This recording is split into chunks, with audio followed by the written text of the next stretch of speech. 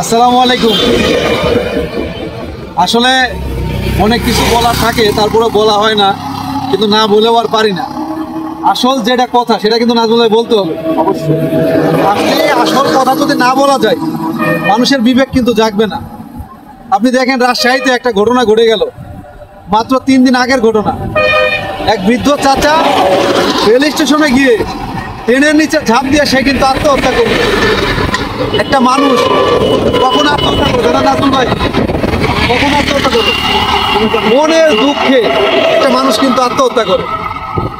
এই চাচার 2 ছেলে 2 মেয়ে এবং সবাই কিন্তু প্রতিষ্ঠিত। চাচার ওয়াইফ মারা গেছে, বেশি দিন হয় নাই, 8 মাস হয়েছে মনে হয়, না 8 মাস হয়েছে। অথচ এই চাচার ভরণ পোষণের দায়িত্ব কোনো ছেলেপেলেই নিতে চায় না, কোনো ছেলেপেলেই নিতে চায় না। কেন নিতে চায় না? বাবা মা কি আসলে সন্তানের কাছে বোঝা? আসলে সন্তান, আমরা যারা সন্তান আছে আমরা মনে করি বাবা মা মনে অনেক খাই। আসলে কি অনেক খাই? সবার রিজিক উপর থেকে আসে, সবার রিজিক উপর থেকে আসে। আচ্ছা একটাবার ভেবে দেখেন তো, আপনি যখন ছোট ছিলেন তখন আপনার বাবা মা আপনার জন্য কি পরিমাণ পরিশ্রম করছে, কি পরিমাণ কাজ করছে।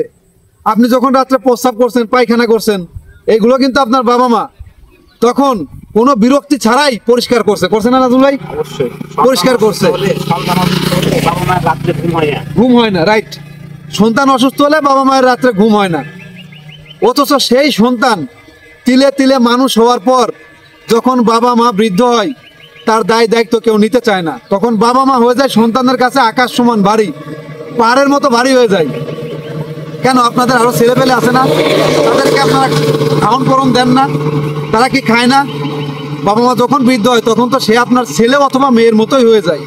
মানুষ বৃদ্ধ হলে তার কিন্তু হিতাহিত বুদ্ধি জ্ঞান অনেক কমে যায়, সে কিন্তু শিশু হয়ে যায়। এ বিষয়ে কি আপনি একমত? একমত। মানুষ শিশু হয়ে যায়। অথচ দেখেন সেই বাবা মায়ের প্রতি আমাদের কত মানে ঘৃণা জন্ম নেয়। কেন জন্ম নেয়?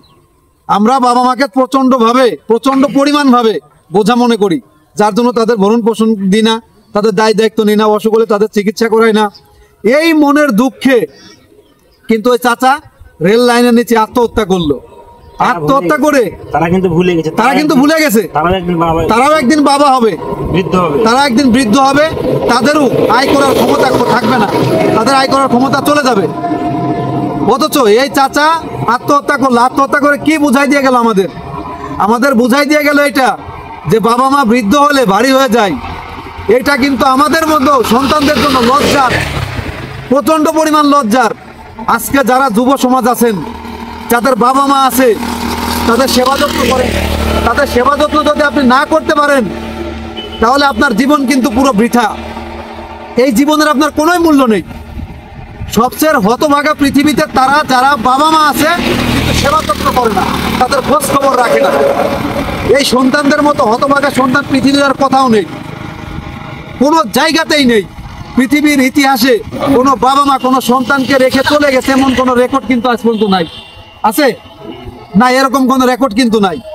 প্রত্যেকটা বাবা মা তার সন্তান বৃদ্ধ হয়ে গেলেও, তার সন্তান অসুস্থ হলেও, যদি মৃত্যুর অবস্থাতেও থাকে, তারপরেও কিন্তু শেষ নিঃশ্বাস থাকা পর্যন্ত সেই বাবা মা কিন্তু সন্তানটাকে দেখে।